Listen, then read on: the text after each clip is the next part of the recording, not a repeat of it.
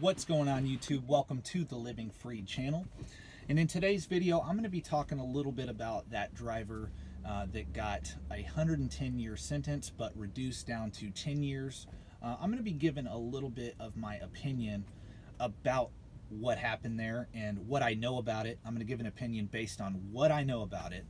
And yeah, just give my perspective. If you're new to the channel, I appreciate you for clicking on the video. I would appreciate it if you would like the video, subscribe to the channel, stay tuned for the rest of the video, and check out some more of my other content that'll be recommended at the end of this one. And yeah, let me get right into it. First and foremost, well, this guy lost his brakes, apparently, right? He lost his brakes. This is what I know about it, right?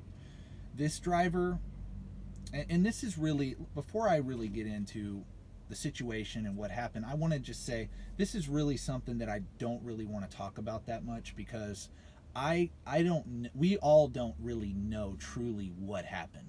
We can only go based on what the media says, and I think we all know that the media lies and twists stories and doesn't really give you all the information that we need to really inform a good opinion about something, right? So I don't really like doing videos like this. However, I did have a subscriber that asked me about it and asked my opinion about it. So anybody that's heard about the I-70 crash with this driver getting the 110-year sentence reduced down to 10 will know what I'm talking about, right? So yeah, it's been a big thing that's already been talked about by many other YouTubers and people in the industry. And yeah, I'm just going to give my perspective on it. Don't really want to, but I'm going to do it anyway. So what do I think about it? Well, first, apparently this guy lost his brakes going through the mountains on I-70 in Colorado, right? He lost his brakes, and apparently he did not hit the runaway ramp that he went by, and he went all the way down the hill and couldn't stop and hit people and killed them, which is terrible. It's terrible for everybody involved. It's terrible. That's why I don't really want to talk about it. But at the same time, I do have to give my opinion based on the information I have. So that's the story. This truck driver going through the mountains, lost his brakes, didn't hit the escape ramp, and ended up killing people at the bottom of the hill because he couldn't stop. So that's what I know about it. But I also did find out a little bit of information about the driver himself. From what I understand, now I could be wrong, but from what I understand, he was not able to read or comprehend English well. Now, this is what I understand. I could be wrong about that, but from what I understand, he could not read or comprehend English well. So in other words, he couldn't understand like what the signs were saying as he was going by him. Now, he did see, I know that he saw the sign for the mountain sign that has the truck going down the hill. I don't care what language you speak. If you see that sign, you know you're about to come down a hill. It's common sense. You can read that. Now, can you read whether there's an escape ramp? I don't know. And from what I understand, though, is he had a problem speaking English. That's what I understand. Now, if that's not true, then, and he could understand, read, and interpret English, then there is no excuse why he did not hit the escape ramp. Okay. Now, I also understand that the company, this guy had really no experience driving in mountains. So this company let him take a run. I don't really know where he was coming from, but I guess he was coming from somewhere in the Northwest down to Texas or something like that. So he had to come through those mountains to get to Texas, and he had no experience driving in that situation. He wasn't trained to do that. So right there, whose fault is that? If this guy has never had experience driving in mountains before, and he can't read and interpret English very well, whose fault is that for hiring this person to do a job like that? For me, that's the company's fault. I think you pretty much knew where I was going with that. That's on the company. If your driver has never had experience dealing with mountains, dealing with the north, like the snow, you don't need to send your driver up there, right? you don't need to send a driver through any situation like that, because they aren't going to know what they're doing. When they hit that situation, they're not going to know what they're doing. And what's screwed up, from what I understand, as soon as this trucker got in that crash and it became public, this company filed for bankruptcy and reopened their new authority under a different name. So who should we really be going after in this situation? In my opinion, it is, like I said, the company should be the majority of the fault. That's my opinion, because you put a driver in a truck that did not have the adequate amount of training to handle that situation. Now, should the driver have some punishment? Yes, I think he should. I think, yes, people died. It's absolutely terrible. I feel sorry for the people that lost their lives, and it's a horrible situation.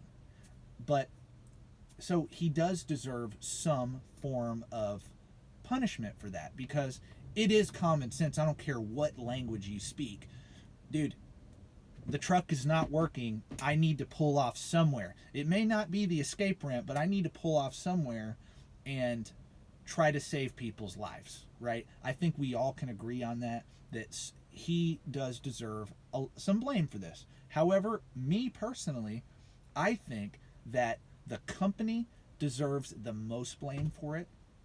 And that's just my personal opinion. I think they do, and I think that the truck driving industry deserves blame as well, because the training in this industry is not great across the board. There are a lot of great companies out there that do train you how to do this job safely and efficiently and do it the right way. There's plenty of great training institutions out there. However, there's a lot of these companies that don't train very well, because they just want to get you in and out of the door, and they let people train with 3 months of experience, 6 months of experience, and you shouldn't be training someone how to do this job after only 6 months of experience. You have not been through these situations enough times to know how to handle those situations. You have not been through it. So how can you train somebody on how to do something if you do not have the experience to be training someone, right? You just don't. And that's probably what the problem was with this guy, is he wasn't trained properly how to handle this situation. And so he wasn't trained not to be on your brake going up and down mountains. He wasn't trained how to deal with the situation. That is on the company that hired him to do that job. That's my personal belief. I do think he does deserve a sentence. I do. Not 110 years. I don't know if even 10 years. I don't know. I'm not a lawyer. I'm not a judge or whatever. So, but my opinion is, yes, he does deserve some punishment. However, not life in prison, right? I think we all agree on that. Not life in prison, especially since the company is the number one culprit, and that's my opinion. Why would I hire somebody who I knew, dude, I don't feel confident in this person handling those mountains. I don't. Why would I wouldn't hire somebody that I knew couldn't do that. That's on you. So I hope, and they probably won't, but I do hope the company does receive what they deserve. You know, I do hope that. And but I do want to take some time at the end of this video.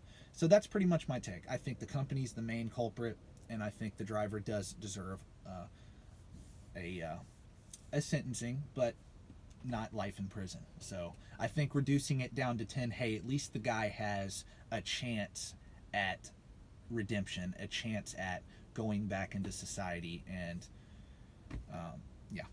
And that's pretty much it. I don't want the guy to be put in prison forever. I mean, it's terrible what happened, horrible. However, I do believe people deserve second chances. Maybe that's just me, maybe I'm too forgiving or whatever, but based on what I know about the situation, he does deserve a second chance, okay? And but that being said, if you're new to the channel and you're a new truck driver, I just want to say, if you're new or you're looking at trucking, just understand, take this as a learning experience, right? Take this as something you can learn from and apply to what you're doing. You can, in truck driving, I believe you should take everything, every dangerous situation that you're taught in school, super serious. I really believe that.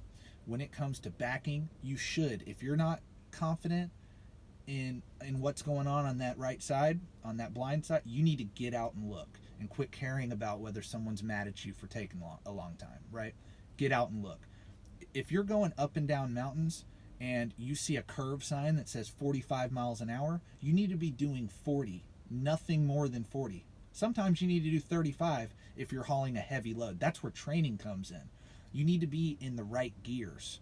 Now, a lot of these trucks are automatics now, but if you're in a manual, it doesn't matter whether you're in a manual or automatic. You need to know your gears going up and down mountains, because these trucks are not automatic, they're automated. They still have gears that you can set them in going up and down mountains, right? So you need to know you're in the right gear. You need to know how to use your engine brake properly, okay? You need to know that, hey, if you have to use your service brakes going down a mountain, you're going way too fast down that hill, okay?